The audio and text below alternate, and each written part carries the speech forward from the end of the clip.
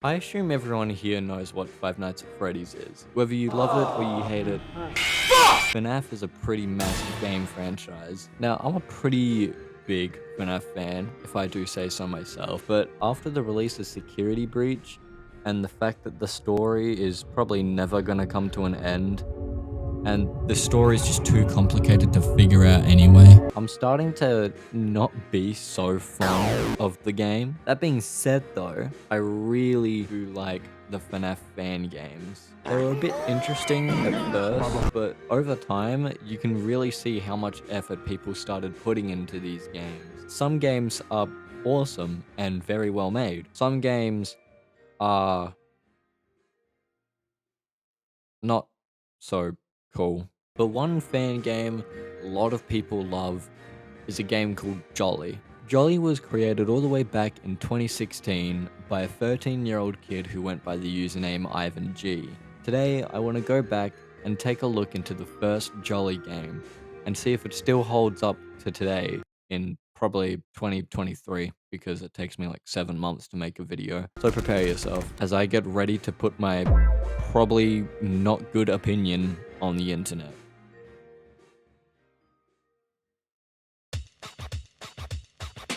So the way I'm going to do this, I'm going to split it up into a couple different sections. First up, we're going to be talking about the storyline of the game, and then after that we'll be moving into how the game plays, along with like mechanics and stuff. Then we'll take a quick look at the visuals and, how visually good the game looks. Really don't know how to add a description to these, they kind of explain themselves. With everything out the way, let's get into the storyline. Thing is, with Jolly, or at least the first game, there doesn't really seem to be a big, clear, identifiable story. But I mean, it's understandable because, like, it is the first game. Probably wasn't expecting it to get as big as it ended up getting. However, there is a newspaper that you can read at the start of the game that explains the basic, I guess, kind of premise of the game. After the release of Circus Baby's Pizza World, fast food restaurants' income has dramatically dropped. However, the CEO of Jolly Entertainment said he will not prevail this drop of attention to his restaurants, and that he will compete with Circus Baby's Pizza World. He announced that starting tomorrow he will transform one of his restaurants to be more interactive with the audience by manufacturing kid-friendly, guaranteed free roaming animatronics. Will this turn into another Freddy Fazbear Pizzeria incident? And how is he doing this?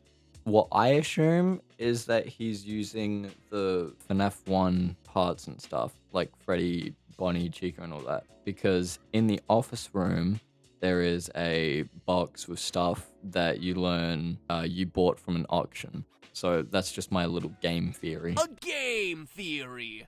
There are also these little mini games in between each night. They don't really add anything. Usually the mini games in FNAF added to the story. They were like the main part of getting the story at first. But this game just kind of has them as like a filler, which I guess is fine. Like, he probably just did it so people didn't get bored of the base game. But I think I'd prefer to just jump straight into the next night anyway. So story, pretty mid, to be honest. But hopefully it gets better with the other games. Now, Jolly isn't the most groundbreaking, revolutionary game out there when it comes to how the game plays. First, let's talk about the bird character, which takes the elevator. Now, you have control over the elevators from the cameras, meaning that you can send it up and down between the 2 floors in the building. You reside on floor 2, and everyone else is on the top floor. Now what happens is the bird will try and use the elevator to ride it down to your floor. When that happens, you can go to the elevator camera and just send her back up. It's as simple as that, really. Now, Jolly will also take the elevator, except that the twist with Jolly is that he doesn't care if you send him back up to his original floor, he'll just get off anyway. He can also apparently jam the door, but he never did that to me, so I guess the game just lied to me on that one. Then there are these 2 dudes who go through the vent. And the thing is, you can block the vents off to stop them from getting into the vent in the first place, but it drains more power. And to be honest, I don't think I actually used a vent seal once in my entire playthrough of the game. I also forgot to mention that there's this puppet-like character that's in some wires on a wall, and every so often a warning siren will play letting you know that one of the wires holding it back is broken. What you need to then do is go to camera 11 and click the wire that's flashing red, and that supposedly fixes it, I guess. Thing is though, you cannot fix more than one wire at a time. You also can't check any other cameras while you're fixing or even close the camera panel. Those two make sense, but the not being able to fix one wire one kind of sucks because it takes a little bit for the wire to actually fix. So you're just kind of stuck on the camera. Anyway, if one of these animatronics besides the puppet manage to get into your room, they will first appear at the window onto your left. If anyone's at the window, then all you have to do is just turn to the right and close the door. As any traditional Five Nights at Freddy's game plays, you need to save your power, and if your power goes all the way to 0, then you're dead. If you are running low on power, you can fill it back up using the spare generator power, although you only have a certain amount of generator power until the power in the generator runs out as well. I really like this mechanic. The fact that you can add more power, but you have to be careful because you don't want to get rid of all your spare power. Hey, it's me, real life Jaden.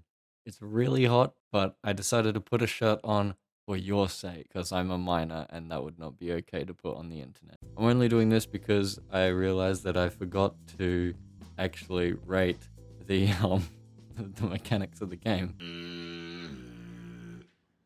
I'd have to give the gameplay of Jolly about maybe like a 7. Let's go with, purely because the gameplay isn't much. You know, it's not difficult, it's not new, but it is just a nice little balance of do this small task. Oh, but you've also got to do this one. The wires can get a bit annoying, but I think they're meant to be annoying. They're meant to be there. So you're like, oh shoot, I've got to stress about this, but I've also got to do this. Holy, don't look there. So yeah, Jolly gameplay gets a 7. Gets a 7. Good job, Jolly. Scripted Jaden, take it away with the visuals of the game. Want a break from the ads? Looking at it now, it's probably not the prettiest game ever, especially compared to some other FNAF games that are coming out around this time. But for a game made back in 2016 by a 13-year-old, it still looks really good now. The office looks really cool and has a really nice eerie vibe to it, although the thing is the cameras do look a bit weird. It's not bad or anything, but I just think it's the camera effect that makes everything look kind of dull and bland. I mean, I guess that's a given because cameras have like the worst quality ever. Also, the animatronics look a little funky to me. The animatronics were very much inspired by the ones in Sister Location, but the thing is the proportions on Jolly look really goofy because he's got like this bigger flipping, but no swearing, bigger flipping body and these like skinnier legs and arms. Tweety, which yeah, I'm only just learning their names now, by the way. Tweety looks like she's slightly bending over. George just doesn't look right. I don't know what it is, but he's just not it. He's just not correct. And Maxie is just a recolor of George. And the jump scare animations, they're pretty good. To me, honestly, they feel a little slow. The jump scare sound isn't the scariest thing ever, but I'm glad that they tried something different instead of just, you know, screaming into their microphone and then turning the gain all the way up and putting some bass and treble on it. I don't flipping. No, I don't develop games or anything. Now, when I jumped into the game for the first time, I was expecting everything to be amazing, but it definitely has its flaws. For example, the phone guy. Someone's got to get this dude a better microphone. Like, I'm gonna be real. Or at least turn his voice up a little bit, because you can barely hear what he's saying over everything else going on. The game does include subtitles, but the subtitles almost blend into the background and the camera, and they're also just really small at the bottom of the screen anyway, so you can barely really see them. Nothing wrong with adding subtitles, but just maybe make it a bit more seeable. Phone guy also sounds like he's just kind of making up everything he's saying on the spot. But like there is literally one part in the call where he says, maybe just keep the door closed so Jolly can't jam it. Oh, Wait, closing the door drains power. Never mind, don't do that. Have a good night. What is the point in even having phone calls on these nights when he doesn't have anything to add? This also happens on the next night afterwards as well. On night 4, he quite literally just says, the animatronics get a bit more aggressive tonight. I don't know why. And then on the 5th night, he says, I'm not gonna talk for too long. Remember to close the doors and fix the wires. Alright, see ya. Why? Why say anything if you're not giving me, like, anything? Now, this is off script. I'm making this up, like, as I go. But the difficulty jump from night 2 to night 4 is massive. Night 1, barely anything. Night 2, a bit of stuff is happening. On night 3, everything seems pretty handy dandy. And then night 4 just jumps flipping straight into it. And the phone guy doesn't help me at all. He just says, do this. Actually, wait, no, don't do that because that's going to waste the power. I don't know why I'm clapping. I think when it was released, this game was probably really great, seeing as the standards were just, you know, normal FNAF sit and survive style. But I feel like if you are going to do that, maybe try adding something unique if that's what you're going to do, because it tends to get a bit boring. And I know that they did, you know, they added new mechanics and stuff, and they added those little cutscenes in between the game. The thing is, those little minigame cutscenes add nothing, and it's quite literally just walk from point A to point B, and then some guy walks up to you, and yada yada, you're on the next night. Now, I'm not trying to say that this is a bad game, because it is a really good game, and I would definitely recommend it, but it does indeed have its flaws. Now, I still haven't played Jolly 2, 3, 3 Part 2, so maybe they've improved on the flaws that I pointed out in this game.